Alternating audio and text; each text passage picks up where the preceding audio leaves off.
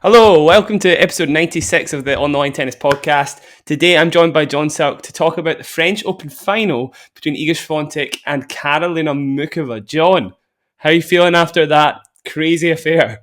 Yeah, mixed emotions. I'm really pleased that we got a dramatic final at 1 set and 3-love to the favour of Iga. It didn't look like it was going to. It looked like probably how many of us thought it would go, in that it would probably be a straight sets win and maybe even a comfortable one for Iga, with perhaps even a bakery moment in the second set. But then everything changed, and I think it changed for a couple of reasons. I guess it's kind of predictable to say that one person upped their game and one sort of went off it a little bit. I think it seemed like a bit of both. I don't think Iga played her best today. There's all sorts of factors behind that. And I said mixed emotions as well because I've just seen, it's still very raw even for me, and I've just seen the ceremony afterwards, and it is quite moving as we see Karolina, who basically held it together emotionally when she sat on her chair, but you can see her just probably running through one or two really key points as it got to the crux of the match, and I'm sure we'll get into that in a minute. But then, of course, she did,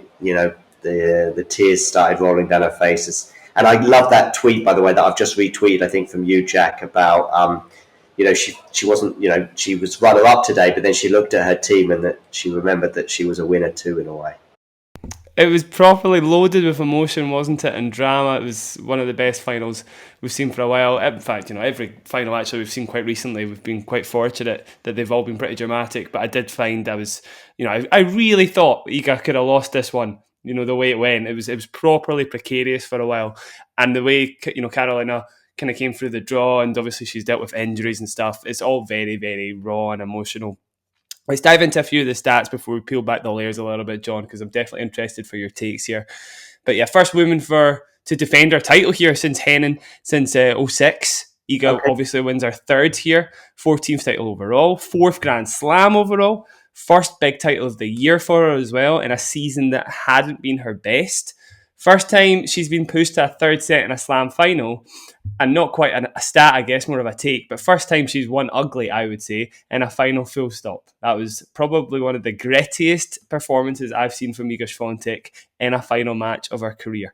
Yeah, Karolina Muchova, of course, saving match point in the previous round against Sabalenka, was previous to this final, by the way, 5-4 against top 5 players, so that's now 5-all. We knew Muchova could be dangerous. She was against Sabalenka, but the way she played in this match is maybe underrated for a few. I think a few people will watch this and maybe didn't quite figure out what was going on. I'm very willing to talk through it.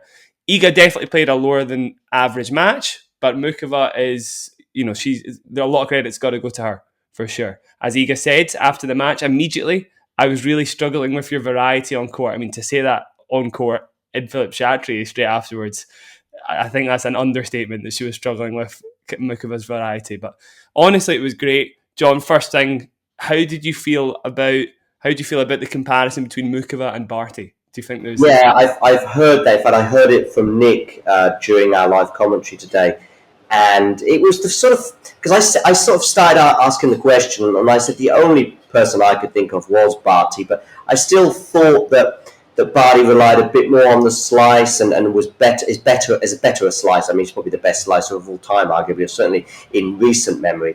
So I understand those comparisons. I think the variety was, in a way, we could see a path for Muchova to win a little bit more than maybe Casper tomorrow for Djokovic. I think it's harder to imagine that, and obviously we won't go into too much detail, but we could see a way that maybe Iga might get frustrated, might find the variety on the ball. You don't know if a drop shot is coming or a slice is coming, and there's a memorable drop shot from Muchova, which I think she'll be reliving in her head for many days, weeks, and maybe even years to come. It's in the crucial moment at 4-4 in the third set.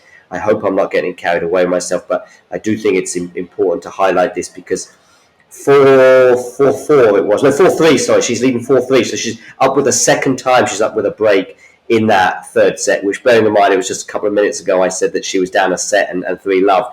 There was a huge momentum swing where Muchova wins, I think, 8 out of 10 games to give herself a break advantage. That gets negated by Iga. She then goes up another break advantage. We're at deuce now as she's trying to finally consolidate the break. She then goes down a break point, and on the break point, she's probably 60-40 up in the rally, as you often are as you go for the drop shot. Not always, but I think on this occasion, she had the advantage.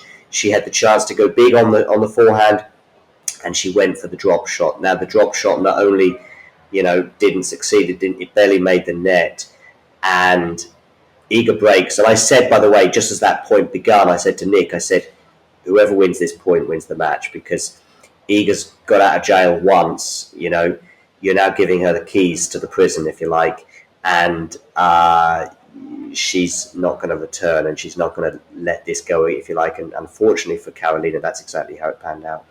There was so many moments like that, wasn't there, where your breath, you couldn't breathe, because it was just like, this is going to turn in a second. This could turn, or Muchova could genuinely go ahead and win this match, particularly at that moment, John, as you mentioned, at 4-3. Let me flesh a few things out here, because Muchova's net play, in particular, both her ability to come forward and her ability to drop Iga forward, was unrivaled compared to anybody else bar Ash Barty. I would say Ash Barty is the only other player that does it. But Muchova did it more so in that she used her slice to draw Iga forward consistently, where Barty's more looking for a forehand a lot of the time. It's like, you can't combat that slice. Eventually, Barty's going to play a forehand, and that's the point over. Muchova was just playing these crazy cat and mouse games with Swiatek that she could not handle. Net points won for Iga in the first two sets, 3 out of 13. Muchova for the entire match, 18 out of 28. It's night and day. 3 out of 13, by the way, is abysmal. That is not a good stat, obviously. And it was happening in really, really big moments. I just want to go through a few of these and also just flesh out why Muchova was such a bad matchup for Iga, right? So firstly, I want to talk about the fact that Muchova was able to live with Iga's forehand, because that, obviously, if you can live with Iga's forehand on a clay court, you always have a chance. There are very few players that can do it. But Muchova was able to bother Iga's forehand by going huge on her own forehand cross court sometimes. She would very rarely just spin that in, give Iga time there. She's got the power there to rush Iga's best shot. Yes, it's extremely difficult to do. She didn't rely on it over and over again, but it was a go-to every so often when she wanted to surprise Iga. Secondly, she was obviously able to keep the ball so low and short with that slice. That troubled Iga's forehand. She doesn't like hitting her forehand from the forecourt. She prefers to do it from the back of the court, where that spin, that power, is going to just consistently overwhelm her opponent. And she was able to do it on really, really big points. At the start of that comeback, John, first point at 3-1, when Muchova was down, she'd only won 3 games at that point. 2 slices to the forehand in a row, start that point off. And eventually Muchova gets going with a slice. She can use it at 5-all as well in the second set. I think she reset the point with this backhand slice to the forehand. Again, you wouldn't see many other players doing that. And then she laced this crazy forehand down the line that sent Chrissy Evert into hysterics, basically. It was amazing. Talking a little bit about that forehand down the line, John, before I get your thoughts. The forehand down the line was so important because one of Iga's underrated strengths on a clay court is her backhand defense, right? And Muchova's forehand down the line, not only could she hit it, she was also able to come forward with it. So forehand down the line approach, very few players repeat that. Very few players go for that pattern of play. Muchova could do it over and over again reliably. There was one at 6-5 in particular. That 6-5 game, John, for me, the best game Muchova's played in her life. There was a serve and volley at 6-5. Just incredible stuff. Able to, again, to own the net. She did that forehand down the line at Love 30. Again, owned the net. Again, drew Iga forward as well on one of the other points at 6-5. And one other comparison to Ash Barty. 6-5, 15-30, ace out wide, 2 in a row at 1-all, 1-love at 30-all in the third set. Crazy serving from Muchova. Again, very few players have got that sort of power in the serve too. John, I could not keep up, as you can kind of tell. It was crazy. Yeah. Also, the context, you were just talking about her, sealing the second set. The context surrounding that was that she looked like a player serving for the match at 5-4, I think, because she got a break up in the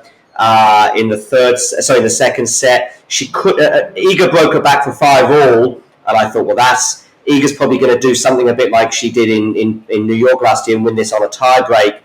Because I thought, watching her, I mean, some of her serves, by the way, so we were actually praising Karolina, and that's absolutely justified, but it was a very nervy end to that second set where first serves were going out wide and sorry, were going out but by meters at times. And there were some unforced errors there. I think there was a couple on the backhand and one on the forehand. One was a sort of a shank, just missed time, but it just felt as though she can see this, potentially going to a third set. Normally it's seeing the finish line at this point, but of course she was just trying to get back into the match. It felt so anxious. So when she then breaks again, but then goes down on the scoreboard as she's trying to serve out that set again, I'm thinking, boy, oh boy, but she came up, I think, with an ace that you touched upon at just the right moment, going out wide. And maybe that steadied her a bit, and she managed to get over the line. And I thought, wow, she's made this into a final. I still didn't see her then going on a run in the third set where basically Iga was on the ropes and was down a break on two occasions in that third set. And perhaps it also explained the emotion we saw from Iga, arguably her most emotional response to winning a Grand Slam, at least in terms of breaking down. I think she was tearful too. And maybe it was just because she probably thought this is done on a couple of occasions. And also she had the advantage as well. Mary Carrillo famously says that about Rafa on a couple of his slam wins that he choked, but he still won. And she was up a set and 3-love and lost that in the most painful way, and she still won. So the mental fortitude that Iga showed today was immense. The forehand down the line, by the way, there was a couple of shots from Muchova as well, forehand down the lines that just hit the line, and there was one that was just like, if she wins this match, I thought to myself, at one of the forehands down the line, she hit a really crucial point, I think at the end of the second, or towards the end of the second set. And Iga also had a second serve return as well at a crucial point in the second set, and she missed it badly into the net, albeit she was aiming to go over the higher point. And these 2 points were very close to each other, around about something like 3-all in the second set. And I thought, well, it was still a long way away, but I thought if Muchova goes on to win the match, those 2 points will be massive moments in this. And they were massive in terms of the momentum swing, but ultimately Iga managed to wrestle that back. Yeah, I mean, I remember thinking it, John, and my jaw just dropped. But I do remember thinking, is this just a red line moment? But as she started to put these points together over and over again, it was pretty clear she had a game plan to actually beat Swiatek. I feel like the first set, there was 24 unforced errors and winners from Muchova in 55 points. So basically, she's ending the point on her racket in half of the points, right? And not getting any reward for it. Swiatek got 10 of those overall. So after that, a bit of controlled aggression, those sort of approaches towards the net, bringing Iga forward, that all started to be repeatable and reliable. So I knew watching it, I was like, Iga's in danger here. She's absolutely in danger. Because Muchova can keep doing this, and Swiatek is going to have to come up with something pretty special to figure it out. I want to give you, John, 3 moments of Iga being absolutely, amazingly, spectacularly special under pressure, because these are the moments, right, where Iga Swiatek deserved to win the French Open. First one, 2-1, right, when Muchova's up a break and it's the first point of the service game. Muchova could keep her momentum going. She does this amazing forehand approach to Iga's backhand. The same tactic I said was working earlier. Iga pulls off a sublime backhand pass down the line. So that backhand defense under pressure, wins it, and then obviously she goes on to win the game. Perfect. Then those crunch moments at 4-3, John. This is where it got very, very tight. And again, this is where Iga came up with answers to Muchova's questions, basically. So serving at deuce, 4-3 Muchova, I believe there was a forehand approach from Swiatek. And it wasn't a very good approach. It was okay. It was just well spun. But the point is, John, she came willingly to the net for the first time in ages to stop Muchova doing the same thing to her. There was a few where Muchova pulled off some amazing passes, so Swiatek must have been feeling nervy then, obviously. And then 4-all, Swiatek is down love 30. This is just Iga being Iga, huge forehand out of nowhere. Just wanted to mention it because I was like, Yazda, this is incredible. That is one of the best forehands I've seen from Swiatek. But 30-40, break point to go down 5-4 with Muchova serving for the match. This was incredible. Karolina drops it short with her slice. It's not an easy backhand at all. It must have been like below waist height for Iga. Iga hates that on her backhand. She spins it into play really, really well, and Muchova misses the lob. I think that was the shot of the match for me, John, because if she'd missed that, and she easily could have missed that, and we would have been like, yeah, fair enough, that was a tough shot. Or some might look at that as an unforced error, John, but that's a really difficult ball to get up and down, especially for somebody like Iga, who's not used to playing shots from there. That was clutch. That was the moment for me, John. I mean, I know I'm going backwards now, but there was something you touched upon about maybe there being a few clues that actually things were not going quite Iga's way, even if the scoreboard was suggesting otherwise. Even that first set, by the way, 6-2, if you didn't watch it, you go, okay, that's kind of how we may well have expected it to. But there was a couple of juice games that were lasting 7-8 minutes on. I think one on Muchova's serve that I think maybe she held, and there was one on Iga's serve that I think both players held. But, I was looking at one point, I think we'd had 5 games in, and we were like 33, 34 minutes on the clock. And so that was a much closer set than the scoreboard suggested, that maybe even deceived me. Even though I was in the moment, if you like, I was seeing that these games were lasting, and they were going. Once we got to the end of that first set, and it got to 3-love pretty quickly. But Muchova showed some of that strength of character that she's definitely showed against Sabalenka in the previous round. The only difference was this time, maybe her opponent in Swiatek wasn't going to go away quite as easily as Sabalenka did. Just honestly, it was such a good performance from Swiatek. I really, really feel so happy for her that she was able to come through. I feel like Muchova was the perfect opponent for her, just in terms of matchup, being able to actually challenge Swiatek in the final. As you say, there was loads of clues. I feel like the whole tournament, Iga's not been playing quite at her best. Right, we saw it against Haddad Maia in particular. That was a very sort of nervy match. There was no sort of conviction to the forehand, or the same sort of conviction we've seen in previous years. Even in some of the other matches, even Goff, I would say there was moments where it was like Goff was letting Swiatek dictate play and she wasn't able to perform. She still came through those matches in straight sets, but there was clues throughout the tournament that there was a chance for the other player to dictate, and Muchova did for a long time. It ended with Swiatek 58 winners and forced errors to Muchova's 54 winners and forced errors. That's a Swiatek 52% sort of dictating rate, if that makes sense. That is way, way, way lower than any of other matches. For example, Ziyu Wong, Swiatek dominated 82% of the points in that manner. And of course, that's back-to-back slams now that she's won. So that's her last 2 slams that she's won anyway. Probably having to rely on some fortitude and some battles and not necessarily playing at her absolute best. I would argue her peak tennis was obviously in that unbeaten stretch that she had a year ago, but also it spells even in 2020 when she was much younger. But that mesmeric tennis that she played between February and June of last year, she's shown plenty of spells in the last 12 months, but she's not done it throughout a tournament, I would argue. And it's been repeated here, and that's to her credit. Absolutely, John. Where do you think it sort of rates in Iga's pantheon of tournaments won, and how do you feel she's going to do going forward now? Is she the favourite for the US again, or do you think maybe we don't go that far? I think all 4 Grand Slam wins are very different in that there's not a, with most players, I suspect the first one will be a huge one, or if there's a particular, tournament or surface where they've not won one, like, Roger in Paris in particular, and Rafa at Wimbledon, I guess. They've all had different narratives. Of course, her first one will always have a special place in her and her fans' hearts in Paris in 2020, and also perhaps because it was a bit of a surprise for many.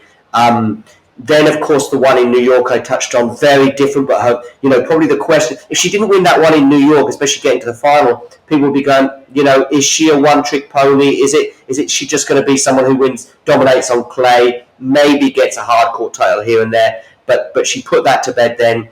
Her crowning glory on the most spectacular period of her career was last year, and she was just unbelievable. So that was her peak. And then this year, very different, and we saw a very different reaction to her on match point as a result. So honestly, I couldn't put maybe she would need to answer that question, or maybe even some of her biggest fans can tell us what emotion that they felt during the four. So I think they've all got a special place, and they've all been won in very different manners. Yeah, it's fair, John. I mean, for me, you kind of touched on it there. It's a very different Iga from last year for sure. And going forward, I don't know how much.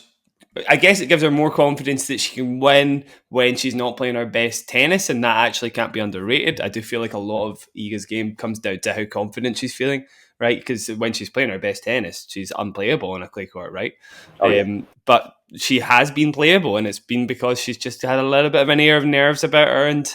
And going forwards, I think she should be better off for this tournament to have come out the other end of this having scraped. And as Damien put it, the difference between a scarring loss and the ecstasy of joy having come through a tournament where you're not playing your best, this can have a really, really positive effect on her career, where it could have had a very negative effect on her career had she lost it. And again, that's probably why we got that emotion at the end, because it was such a fine line between a scarring loss and a not career defining. I'm sure she'll have many of those moments still to come, but it could have been a scarring loss that lived with her for months.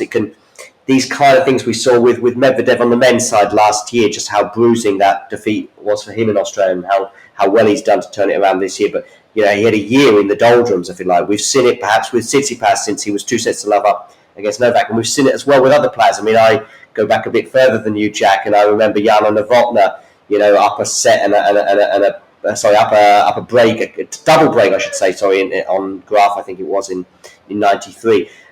These things can take months or even years to get over, and you're right. It could have been won. Now she can go into Wimbledon kind of relaxed, because people are probably not expecting. I think last year we still probably had some expectation. We knew that she'd won on juniors in Wimbledon. We saw this unbelievable. She was still, of course, on the unbeaten run, so there was still that. I think this year she can go in and as long as it's not like a first or second round loss, I think whatever she does at Wimbledon, and now world number one and the points and stuff, of course she'll be protecting those in New York, but she's not. There was that thing that's been hanging over for 6 months. Sabalenka winning titles, getting closer, getting to the final in Indian Wells as well, and having a good run in Paris. People were saying, well, Iga's going to lose. Now she's got not so many points to protect on the grass, and therefore it's going to be probably until New York, I would imagine, that she'll stay as number one at least. It's a very good point, John. I still don't rate her on grass enough. Maybe not. But as long as she gets to the fourth round or beyond, you'll go, well, yeah, she's getting better. Yeah, she's certainly playing. I know what you mean, John. She's playing with the house's money at this point for sure, having come out the other end of that. Exactly. So we could see her go all guns blazing. But certainly for the hardcourt season in America that will eventually come up, I do fancy her chances. As you say, she'll definitely feel like she's got a new lease of life, a relief of her shoulders, etc. So I think big things to come for Iga. Not a huge statement to make. Huge things to come for Karolina Muchova. I'm sure if she can stay healthy, that's always been the problem. Big fingers crossed. I think, John, will close up shop there. I'm conscious of time. Thank you very much for joining me. As always, John, it's been a pleasure to talk to you. Hope you enjoyed it. I did. Thanks very much, Jack, for having me on. Everybody listening, please give us a like and a subscribe on YouTube. Helps a lot. And we'll catch you very soon on the On the Line Tennis podcast. Thank you very much for joining us. Cheers.